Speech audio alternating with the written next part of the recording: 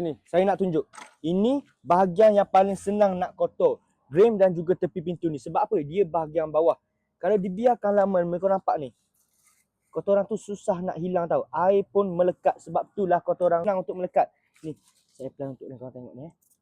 Mula-mula spray macam biasa. 3 step terus dapat result. Yang kedua, ratakan dia.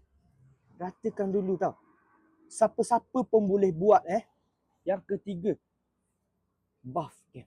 Lepas terbalikkan kain, korang buff. Korang nampak tak?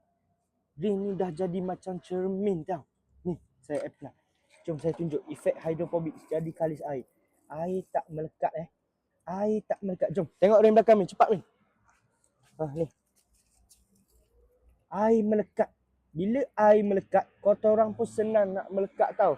Jadi sebab tu, saya suruh korang, saya tekankan pada korang untuk apply Glossy Ultimate Coating ni. Korang kena sayangkan kereta tau. Jangan biar kereta ni jadi besi buruk. Bukan senang nak beli kereta Jadi siapa yang nak, tekan je beg kuning tu. Kita bagi harga special untuk korang Glossy Ultimate Coating. Tekan sekarang.